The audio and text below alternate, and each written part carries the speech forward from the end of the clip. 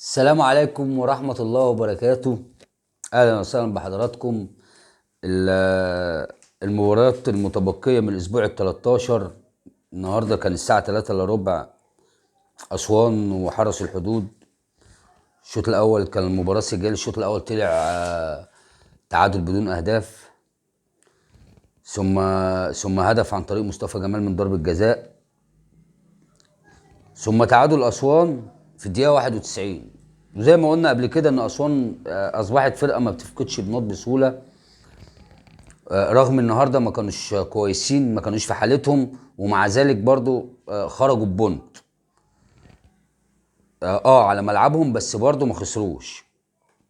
كان في المباراه التانيه كان الساعه 5 كان فاركو وسيراميكا. بصراحه فاركو ادائها اتغير مع كابتن ايهاب جلال، بقوا بيلعبوا كره هجوميه، حتى تشكيله، حتى الناس اللي فوق، الناس اللي بيلعبوا في الحته اللي فوق.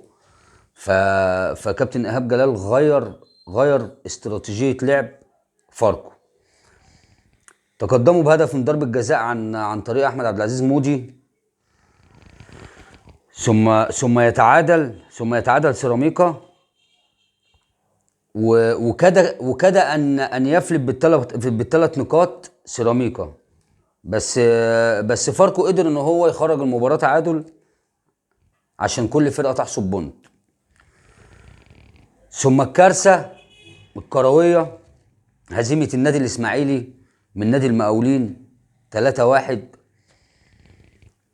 هدف اول للمقاولين، ثم تعادل الاسماعيلي، ثم هدف ثاني للمقاولين في الدقيقه 60، ثم هدف ثالث في الدقيقه 80 عشان يقتل المباراه، عشان نقول للاسماعيلي باي باي شكله كده. وبعد احترامي للكابتن ميدو، راجل كان لعيب كبير ودولي وعامل اعلى الدورات، بس من مميزات اي مدرب في الدنيا، كل الناس اللي لعب الكوره واللي درست واللي شغاله في التدريب عارفه، من مميزات اي مدرب كوره ان انا العب على امكانيات اللعيبه اللي عندي. انت ما بتلعبش على امكانيات اللعيبه اللي عندك. فبالطريقه دي لو نادي الاسماعيلي ما اتلحقش هنقول له باي باي، واحنا مش عايزين نقول للاسماعيلي باي باي بامانه.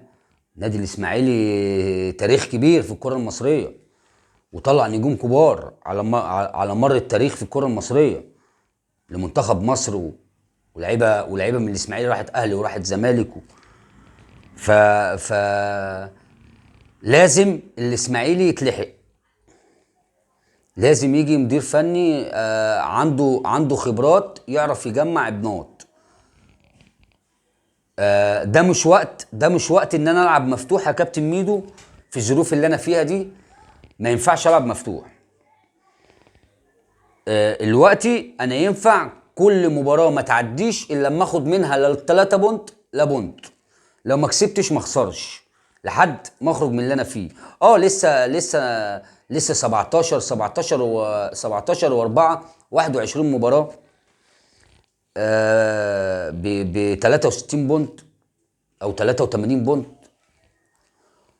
واحد ب 63 بونت كتير، بس بالاداء ده ما اعتقدش ان الاسماعيلي اخر الجدول، وعمال الناس اللي فوقها تبعد، مش هيعرف يجيب حد تحتيه. فلازم يا جماعه النادي الاسماعيلي يتلحق. نتمنى التوفيق للنادي الاسماعيلي ويخرج من اللي هو فيه.